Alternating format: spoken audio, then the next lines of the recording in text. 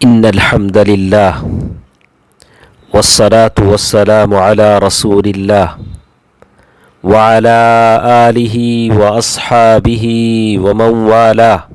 محترم دینی بھائیوں اور بہنوں، اللہ تعالیٰ کا فضل و کرم ہے کہ روزانہ کی گفتگو میں ہم لوگ قرآن مجید کی تفسیر السعدی پڑھتے ہیں۔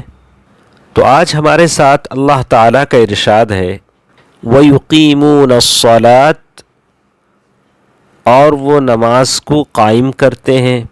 یہ نہیں کہا کہ وہ نماز پڑھتے ہیں یا وہ نماز کو ادا کرتے ہیں، کیونکہ ظاہری صورت اور ہیئت کے ساتھ نماز پڑھنا ہی کافی نہیں، بلکہ اقامت صلاۃ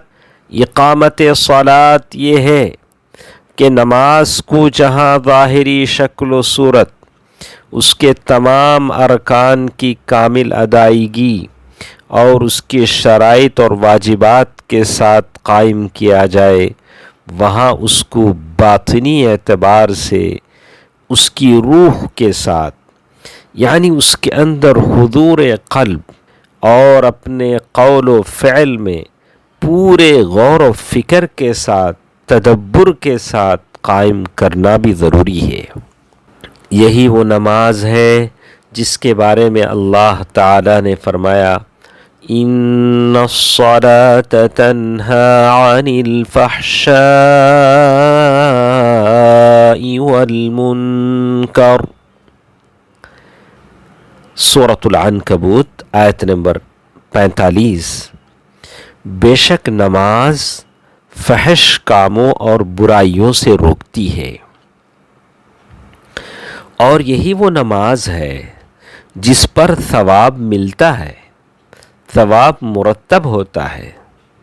پس بندہ مومن کو اس کی صرف اسی نماز کا ثواب ملتا ہے جسے وہ سمجھ کر ادا کرتا ہے، اور نماز میں فرائض اور نوافل سب داخل ہیں۔ پھر آگے اللہ تعالیٰ کا ارشاد ہے وَمِمَّا رَزَقْنَاهُمْ يُنْفِقُونَ، اور ان میں سے جو ہم نے ان کو دیا وہ خرچ کرتے ہیں۔ اس میں تمام نفقات واجبہ، مثلا زکوٰۃ، بیویوں کا خرچہ، قریبی رشتہ داروں اور اپنے غلاموں پر خرچ کرنا بھی شامل ہے، اور بھلائی کے تمام کاموں میں نفقات مستحبہ پر بھی اس کا اطلاق ہوتا ہے۔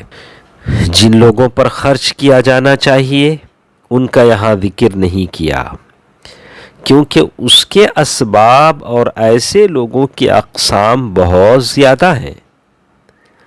نیز خرچ جہاں کہیں بھی کیا جائے تقرب الہی کا ذریعہ ہوگا۔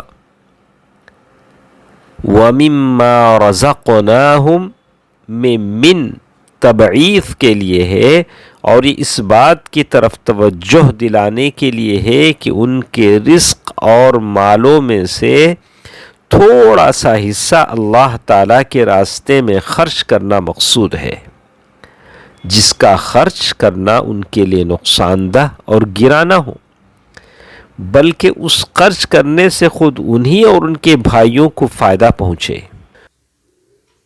اس میں اس حقیقت کی طرف بھی اشارہ ہے کہ یہ مال و متاع جو تمہارے قبضے میں ہیں، تمہاری اپنی قوت اور ملکیت کے بل بوتے پر حاصل نہیں ہوا، بلکہ یہ تو اللہ تعالیٰ کا رزق ہے، اسی نے تم کو عطا کیا ہے اور اسی نے تم کو اس نعمت سے نوازا ہے۔ بس جس طرح اس نے تمہیں اور بہت سی نعمتوں سے نوازا ہے، اور اس نے تمہیں اپنے بہت سے بندوں پر فضیلت عطا کی ہے، تو تم بھی اللہ تعالیٰ کا شکر ادا کرو، اور ان نعمتوں کا کچھ حصہ اپنے مفلس اور نادار بھائیوں پر خرچ کر کے ان کی بھی مدد کرو۔ اللہ تعالیٰ نے قرآن مجید میں اکثر مقامات پر نماز اور زکوٰۃ کو ایک ساتھ ذکر کیا ہے۔ اس کی وجہ یہ ہے کہ نماز معبود کے لیے اخلاص کو شامل ہے، اور زکوٰۃ اور انفاق فی سبیل اللہ اس کے بندوں کے ساتھ حسن سلوک کو متضمن ہے، شامل ہے۔ پس بندہ مومن کی سعادت یہ ہے کہ اس کا اخلاص معبود کے لیے ہو، اور اس کی تمام تر کوششیں مخلوق کو نفع پہنچانے کے لیے ہو۔